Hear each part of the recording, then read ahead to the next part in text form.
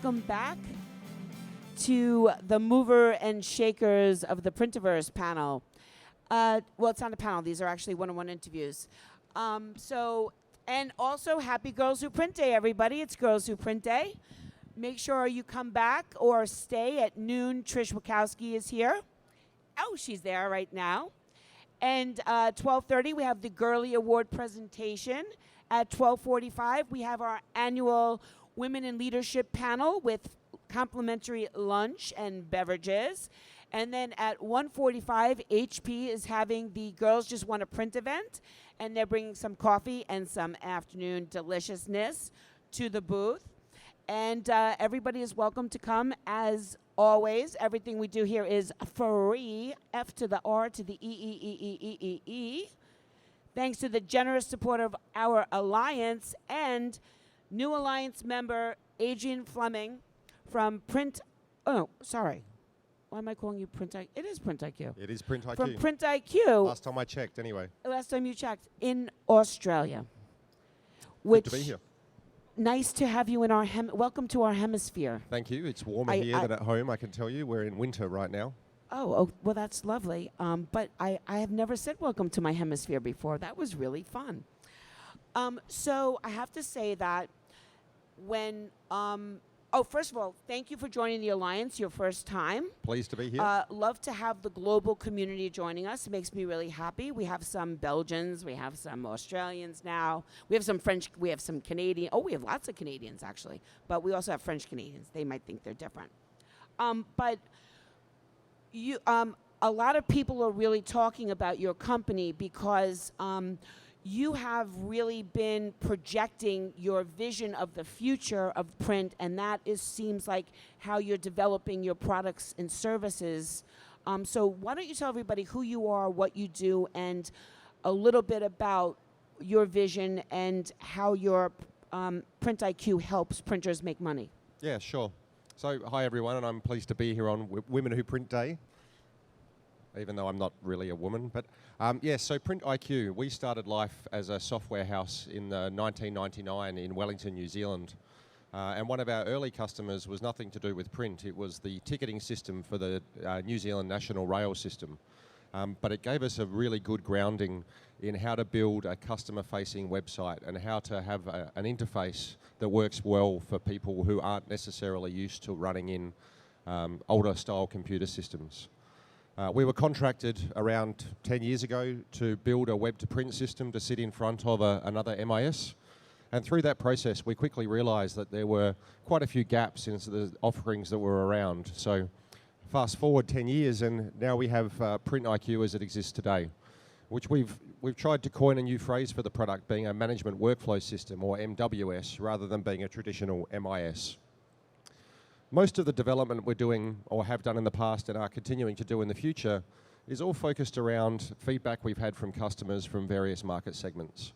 And that feedback is things like integration and automation and making things work in a less interactive way, so that the manual tasks, the things that churn through the factory don't need to be interacted with by people. And we can focus resources on things that actually add value to the business. We've done things like integrating with Xerox with their Free Flow Core products and their XMPie products. We've done things like integrating with ESCO for their asset management and their die libraries. So in the label space now, we have a very strong product where our system can automate things like cylinder selection and die selection and artwork selection. And again, it's all based on feedback we've had from our customers in the market. And looking forward, we see that going even further. So we're looking at how do we simplify operations even more? How do we increase the breadth of integration that we can achieve? And how do we reach further market segments? We talked yesterday about the one-stop print shop. We're finding more and more different print houses are trying to do different things. And by having one system that can handle a breadth of segments, it means that we don't have to worry so much about integration anymore because it's all there in one.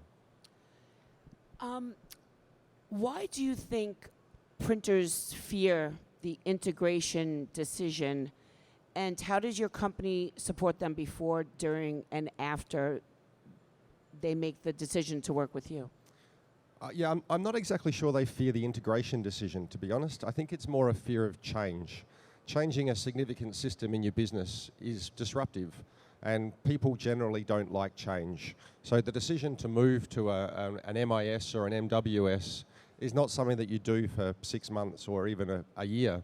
It's a decision you make for the future of your business. So that seems to be the biggest decision to make. From that point forward, once the decision is made to move, then the integration decision becomes a lot simpler. The discussion then really comes around, do we need to integrate, or is the products we're looking to replace this with reach further and therefore replace some of the other systems too? How can people get in touch with you, and what do you? I'm sorry. What are you doing at your booth? I haven't been back there. Are you doing demos? Are you meeting with people? What are you doing back there? What am I doing? No. Yeah. What's anybody doing back there? Yes, so we have several demonstration booths on our stand.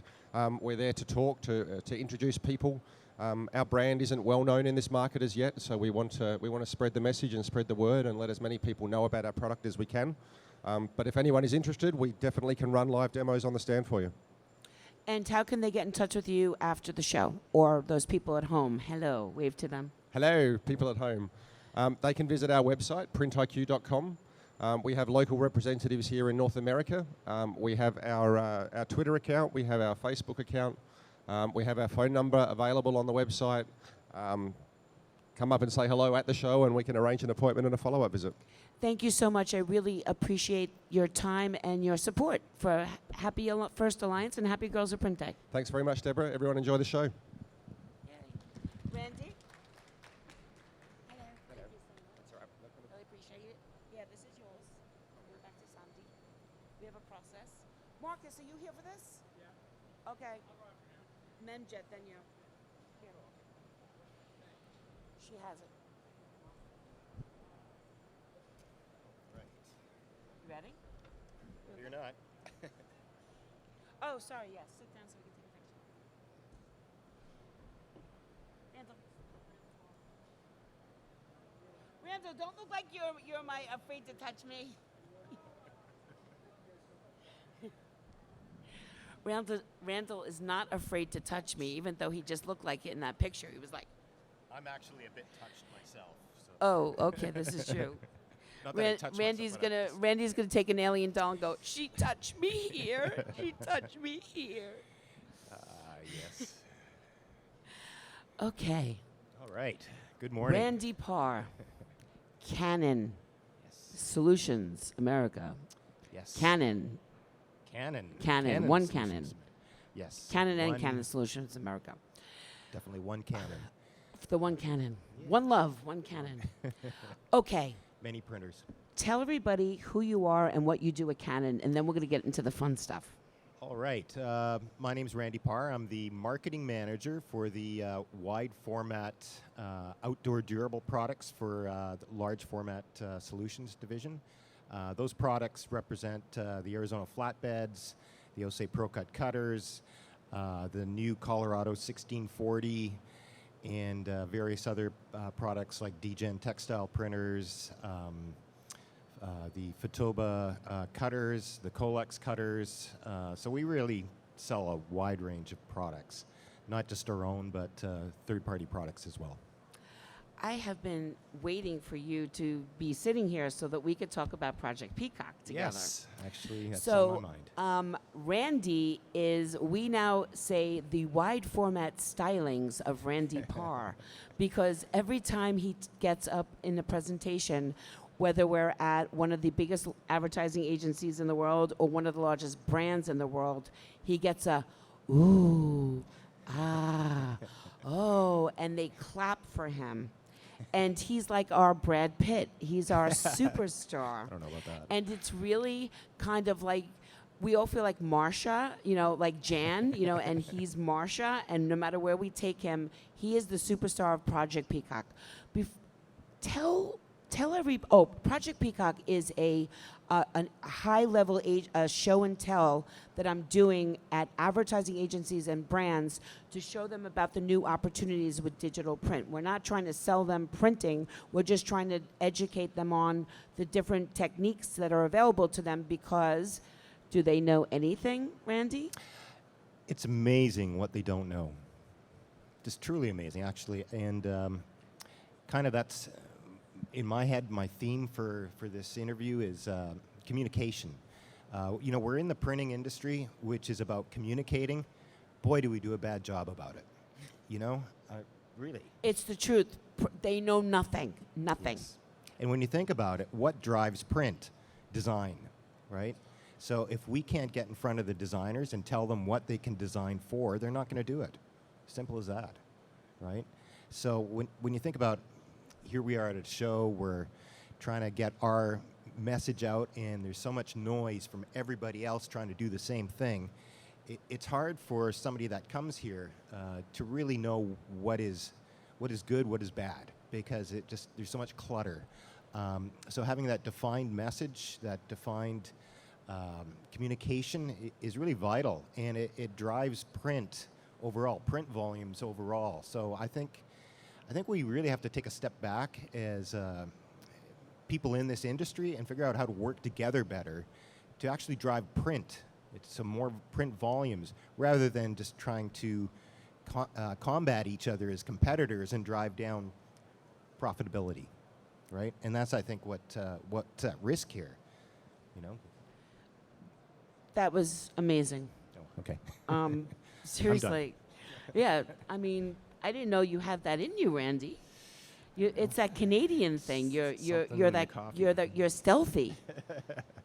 You're very stealthy with your wisdom. Thank you. I am totally stealing that, just so you know. Well, you know, Communication, I mean, you're right. communicating, partnering.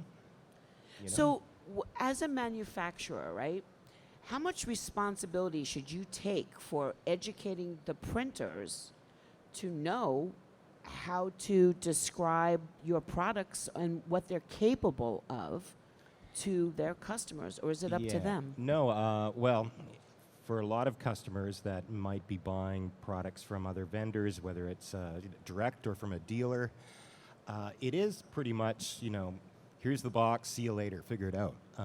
But we realize that doesn't help anybody.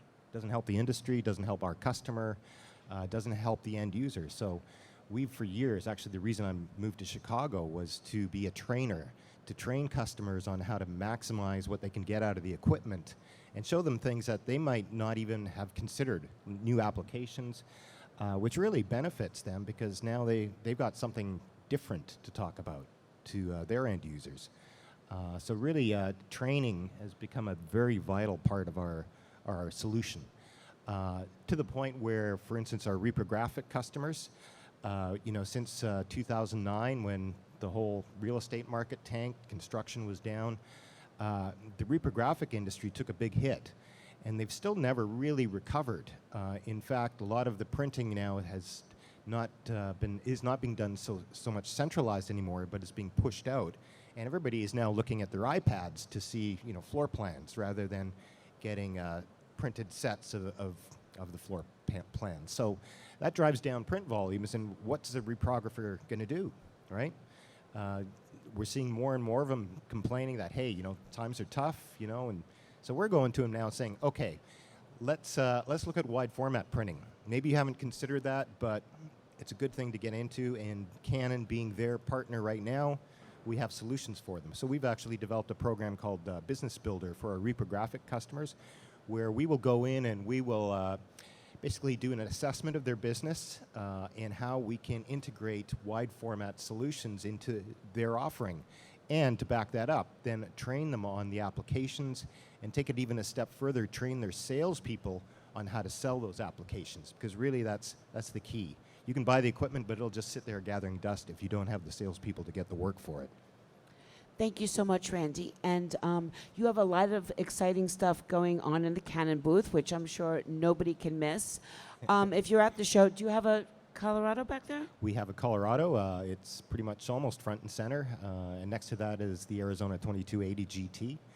And it's worth coming by. You should go see the Colorado. Go see the Colorado. Yes, it's exciting technology. It's very cool. So Canon USA Biz website, what is the website you want people to go to? csa.canon.com.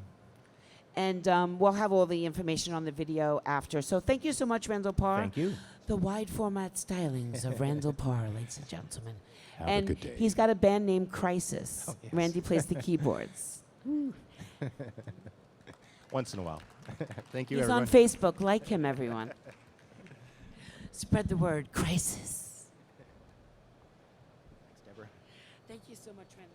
Randy, that was so interesting. Good. Who knew you was so interesting? I swear, he's very stealthy.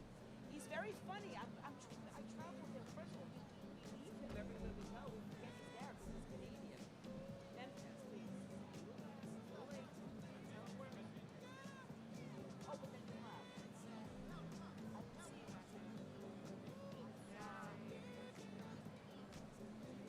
Well, last is never least. Oh, yes, so sorry. Girls in print picture. Yay. Yay.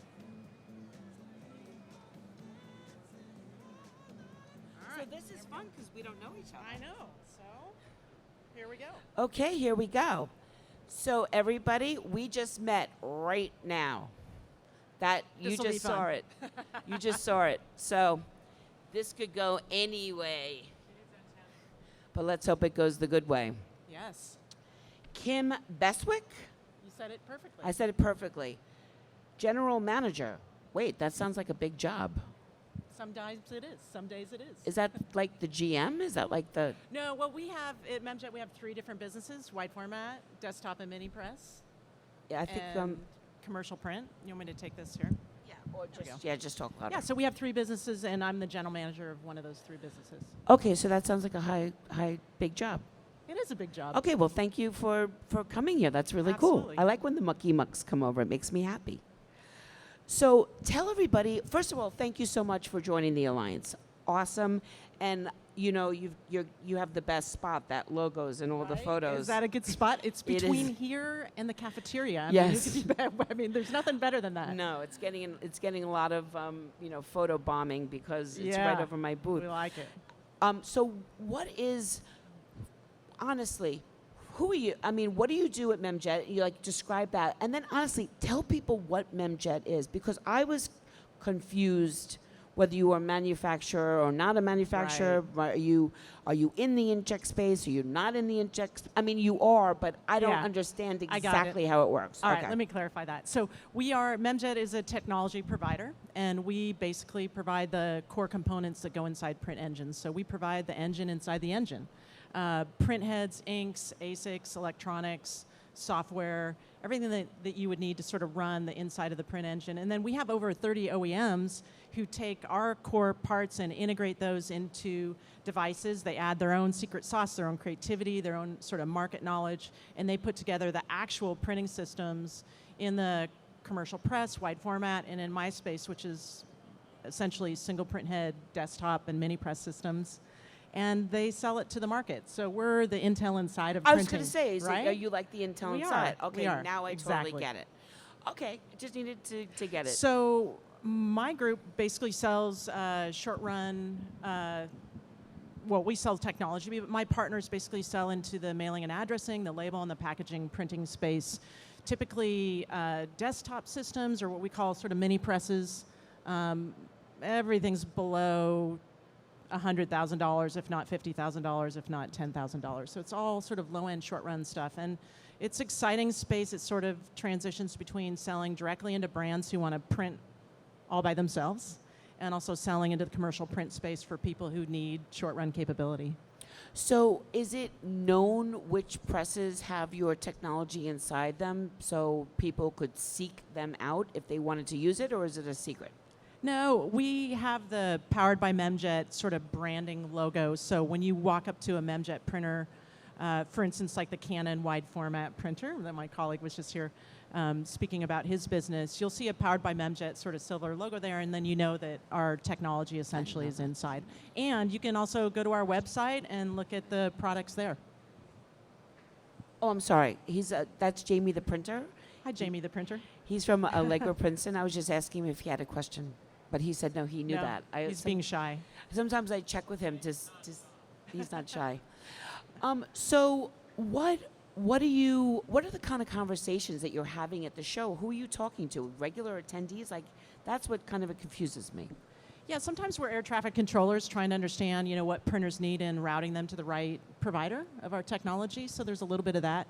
But we have a brand new technology that we're introducing for the commercial press and packaging space at this show. So we're having a lot of conversations about that new technology. We also are hosting some what we call OEMs, our customers, in our booth who have new technologies. And so we're trying to promote the growth both in our current technology, which we call VersaPass, and then introducing our brand new technology. Our current technology, really, those are offerings that are out today, available for printers today to buy. The future technology, we're really trying to engage the print community to look at creative new press opportunities that they want to assemble around our technology. When people are skeptical about inkjet, what do you think are the most most topical or prominent reasons that they're like, I don't think so? And how are you talking them through that it's not that way? That's interesting. Mostly it's sort of old school thinking. I mean, a lot of companies have invested so much in Flexo or whatever sort of infrastructure that they have, that the issue is more, how do you step into inkjet and at what level? So what we're doing really is giving them sort of a number of ways to do that, all low cost. Either putting engines that can sort of sit right on top of their Flexo infrastructure, so they're leveraging everything that they have and just adding a module, or maybe just coming in at the low end and sort of working their way up so that they don't have to retrench their sales force. They don't need a huge new book of business. They can start at a smaller scale, sort of get used to it, and then build up from there. That's what you were saying yesterday. We had that conversation Yeah. yesterday. I mean, Jamie was looking at inkjet technology, and it's like, well, is he going to run $2 million or right? He's like, well, I mean, jumping in at $1 million or $2 million, that's a big gulp. That's a big gulp decision. And Yeah. so, can you start a little smaller? Or even companies who have bought their first $1 million press and they're like, gosh, now I have my press in Dallas. Do I need to spend another $1 million in New York? Or can I Right. add something smaller or different, or sort of step in a little bit differently? So how can people get in touch with Memjet, and why should they sign up for your newsletter and go to your webinars? Exactly. And why should they care about Memjet? We have over 30 OEMs who are creatively integrating our technology. So we're not just one thing. And we communicate that through our newsletters, sort of what's new, what's happening. And people can get in touch with us on memjet.com. They can sign up for our newsletter there if they're interested in a certain area of the business and they want us to sort of recommend where to go or who to go to. They can contact us on the website, and we're happy to redirect and make recommendations for them. Thank you so much. It was really nice meeting you, and Nice meeting I you too. look forward to a long and prosper relationship with you. Thanks. That was great. Really, that was great. Thank you so much. See, it's just regular people stuff around here. Right? I know. Yeah. Marcus Aurelius.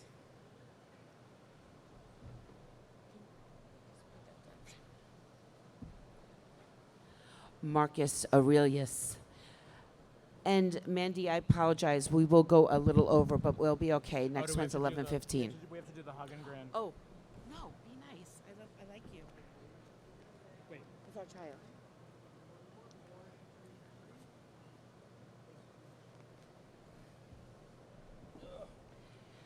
Mark Johnson. Hello. Hello. Nick Patrici. Oh Nick my Patrici. God. Okay, we're live. We're live. Hi. Mark Johnson, you were just in Hawaii yesterday. Mahola, is that what he's? Mahalo. Mahalo.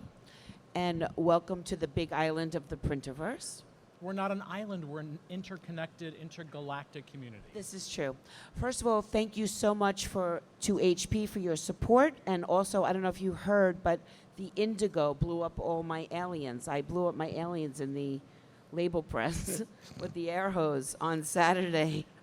We've been accused of being full of hot air. Now we can prove that we have cold air too. I keep saying all my aliens inflated by HP. I wanted signs on them. But I was running back and forth the whole day Saturday with the aliens in the air hose on the Indigo. It was genius. Sarah Markfield came up with that. So She would. She's very she creative. did. I was I keep telling the story. I was searching Dick's Sporting Goods to go get an air pump, and you could imagine what I was dealing with on the internet search results, and I was, freaking out. And so, okay, but let's get serious now. HP in the house. Thank you so much for your support over the last 6 years. The Printerverse would not be possible. In a lot of ways, I would not be possible without HP. Everybody knows my heart belongs to HP, so HP in the house. We're actually really happy and proud to be a part of that foundation. You know that. Are you? That's Yeah. very nice of you to say. And I shout it from the rooftops. Okay, HP is really starting to push the boundaries here. So talk about what is going on in your booth and the kind of conversations you're having about how printers are looking to grow their business and how HP is fulfilling that need. So our theme has been reinventing print for the last year or so, and it tags onto a lot of the last 5 years of growing your business, reinventing your business, because if you look around, print has been around for a couple of centuries, and what we're looking at is You guys for hear the him? printers. I can't hear you. Can you hear me now? Can you hear me Yes. now? So for the printers that are here that are looking for what's next for me, that's what we're here to help spur. Whether it's getting into more high volume work with inkjet, or whether it's getting into more high value work with indigo, or whether it's doing signs, or whether it's doing postage stamps, building wraps, the whole plethora of things that you can do. Everything that you see in the show can be printed on something that we have in our booth, which is something that's exciting for printers because they're looking for their customers to inspire them, to help them reinvent. So we look at marketing messages, and we're all doing digital marketing and digital media, but we're still finding that the most effective ways to reach consumers, to reach people to actually make that buying decision is what? It's still direct mail, it's still catalogs, it's still tangible stuff. Millennials actually get a kick out of getting a personalized direct mail. So we're really, we're really pushing that message hot and heavy, and helping printers understand not just that you can do it, but how the heck do you do it? Right. I mean, HP is a technology company. Absolutely. That's what you are. So technologists always have to be looking forward, but doing that with knowledge of where we are now and where we've been. So with that history that HP has, where are you looking for? Where are the next things coming from? I know that there's presses coming down the pike, and what are the areas that you feel that you're focusing on? Because obviously HP would not be investing in areas that aren't worth investing in. So my heart is with direct mail, commercial printing, and things like that, but luckily HP has a very large set of hearts within the company. So when you look at other things that we're involved with, corrugated packaging, digital labels, folding cartons, so all the things that when you print something, what's never, ever, ever going to go away? Boxes, packages, labels, shrink sleeves, things like that, where the marketing message is what's on the shelf at the store now. So a big chunk of what we're investing in is in that physical packaged presence of the marketing message. And then all the other print supports that as well. And I actually want to talk to you about the digital corrugated space for 1 second. It's really interesting to me. In one way, it's like, oh my God, yet another place, another billboard, another thing for me to look at. But when we were all at Interpack, there were all these really smart marketing people talking there, and they were saying that if you think about it, people actually create a personal connection with their packaging because they go somewhere, they pick it out, and they bring it to their home, and then it's just sitting there. And there's actually an opportunity to communicate Over and with over people and over. through that packaging. And that's why I think that positioning yourself, that's going to be the next trend in advertising. Absolutely. And positioning yourself now and getting that learning curve over now while the market is starting puts you in the expert seat when it explodes. So one thing I know is that, like, when you guys started talking about inkjet and brought me along to help you start talking about inkjet, I'm not saying because of me, but all of a sudden everybody started talking about inkjet. It's all you. Now you guys are talking about digital corrugated packaging, which leads me to believe by Drupa, everybody is going to be talking about digital corrugated packaging. So people should just start, how can they learn more about that? And why don't you just tell them about some of the opportunities available and why HP is focusing there? it's it's an evolutionary revolution, if I can invent that phrase. How many? We don't have enough people in the audience, but those at home, how many of you guys used to be typesetters? How many used to be? Howard Larson was here. He was a typesetter. I have a typesetter in the audience. I used to be one. How many people have done rubyliths and stripping and color separation and scanning? And I can go through all these things that in the last 30 to 40 years have been what? Digitized. They've been transformed. Typesetters became pre-press houses. Printers bought the pre-press houses. Everything evolves and changes. What's the one thing that is the focus of that? What's the spark that causes it? Digitization. So when you look at what happened with typesetting, it was the photo typesetters. When you look at desktop publishing, how that affected the industry. Look at what happened with color separation systems like Cytex, which then gave birth to Photoshop. Digital packaging is at that inflection point. It's at that beginning stage. The old days of I can't change the box. I have to print 1 million of them. That's going away because now you can print tens of thousands. Heck, you can even print thousands of boxes. The ability to print it digitally and in 2 different ways, printing it on the box itself with a digital corrugated printer or doing the digital printing on the lining and then corrugating it in line. You can do that for several 100,000 boxes. These are run lengths that in the box space, in the corrugated space, you could never touch before. And what digital is doing is not just letting you do one-to-one boxes, that is possible, and that is being done, but it's letting you do much shorter runs, so you can get more geographically oriented. You can also put smarts on the box, whether it's RFID tags, or whether it's link reader from HP, or QR codes, or whatever your favorite technology is to make that package come to life. You can enhance the physical package with virtual information. So think about that. If I want to get more information about that product or adjacent products, boom, with your phone and click to order. That kind of makes it really interesting. It's really awesome. So I love working with HP. Thank you so much for your time. What is your booth number and how can people get in touch after the show? Oh, 613. Thank you. Booth We're number very is handy. 613. It's the big one right at the entrance. Look for the big blue ball. And you can find us on our website at hp.com/go/graphic arts. That's what she Or follow me, Printer Mark, on Twitter, and HP Graphic Arts on Twitter as well. Thank you so much for your support, and we'll be back in 10 minutes for our inkjet panel. Oh, the good one. I guess I'm staying. Okay. Oh, you are. Right.